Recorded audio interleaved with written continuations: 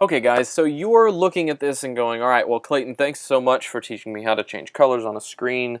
That was a great lesson. But the really cool thing is that each one of these elements, as I talked about, has all of these crazy properties on the backside.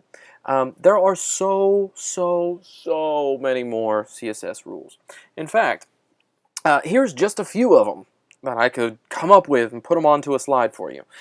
So we have font family and height and width and padding and margin and background image and background repeat and text align, border, box, background, outline, font size, all of these other stuff. And many more that I would recommend you finding at, again, W3 Schools. W3 Schools is the go-to documentation for learning CSS, HTML, JavaScript, and even more. Okay, it seriously is hands down one of the best documentations. So if you're curious in more CSS rules than what I just showed you, check them out there. Okay, so if we go back to our sandbox, we could apply some of those rules, right? So currently we have a bunch of H1s here, right? But for sake of argument right now, I'm going to go ahead and take this and move it to H2, right? And save that. And notice that my second name becomes smaller, right? And that's just a default property of H1s versus H2s, H3s, H4s, H5s, H6s. So yes, we have all of those elements, and they default to the size of each one of those things, right? But we could change that, right?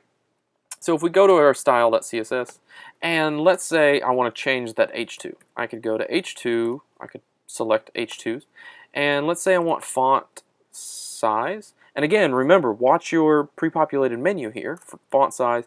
And I think H1s are 30 pixels. So pixels are the little squares on your screen, and they measure the distance up and down across your screen. So if I set it at 30 pixels, save that, I believe, yeah, we'll have the exact same size, right? And I think that H2s are set at 22 pixels, I think. You could look at W3 Schools to check me on that. 22 pixels. Save it, and then we could get those smaller. So just because we named it H1 or H2 doesn't mean a whole lot on the screen. What it really means is for SEO, or search engine optimization, we choose which element we want. There are rules that we cover in the course later, but for right now, we're just learning code, so we don't have to think about SEO. So don't worry about it. For right now, I am going to delete that for right now and just leave it like this. And let's say I want that second one to be red, and we can do font. It's not font. We do color red. Ooh, Rebecca purple. I like that. Save. Rebecca purple.